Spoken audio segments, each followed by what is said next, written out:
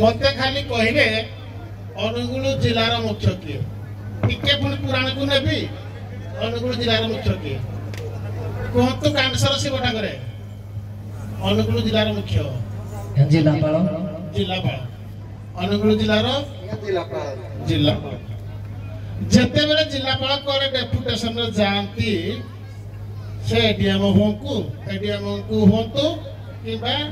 SDO को होंतु post देगिर जिबे जे पर्यंत ताकर deputation सरीनी जी हेले जन दायित्व रे थिबो से जेबे पुणी फेरी गिरी आसीबे तांको दायित्व से नेबे जे दायित्व रे थिबो से पळेओ प्रश्नटा हला जेते बेले शिव ठाकुर गोरु हत्या कले गोरु हत्यार पापरु मुक्ति पाई पड़िले तपस्या करिया को ए सृष्टिटा को बचेवा पाई शिव ठाकुर जो पोस्टा दरकार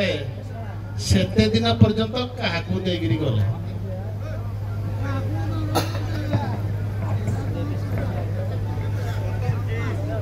आज्ञा कार्तिकेय को देगला पोक दी पइला नहीं ब्रह्मा ब्रह्मा के तो उड़ाले गुटे कोन को ब्रह्मा की कार्तिकेय की को आज्ञा पार्वती ब्रह्मा ब्रह्मा को देगिरी गले का देगिरी गले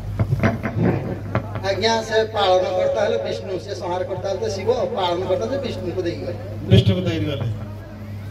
पार्वती को तुम स्वामी कहा को बोले तो दायित्व देगिरी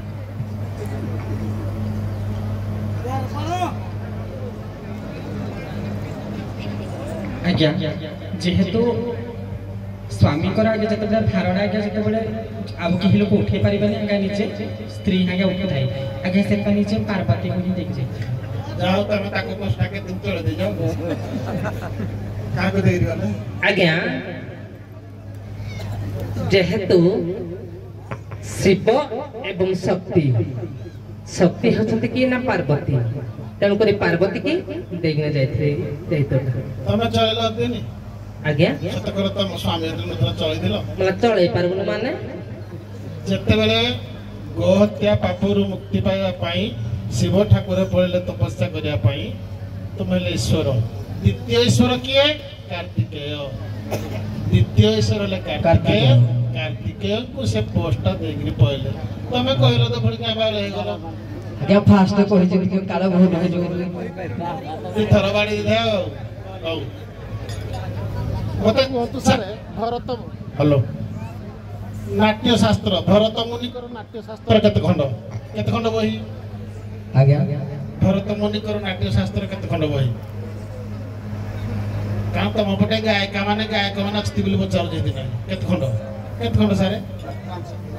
चारिटा खंड भरत मुनि कर नाट्य शास्त्र चारिटा एबे गोलंडार नाच होदला कुमुंडा सहित रंतले आमे टिके बिनाकार कारवाणी रे परिवर्तन करिजु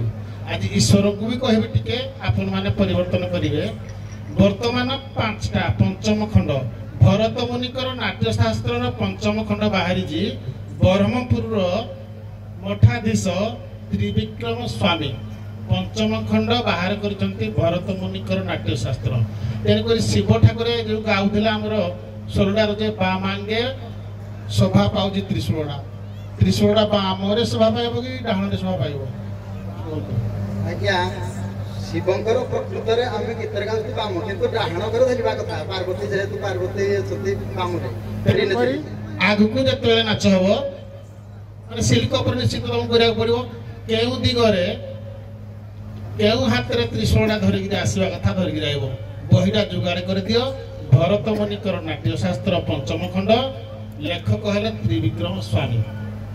कलेक्शन करला ए भारी उभय रंगमंचरु विदाय नेबे किंतु रास कला बेले जो नृत्य टिकर गोटे मिनिट बजेब से रास करेंगे से पारे केत मन क्या दुख तो मारे बुझी जाओ।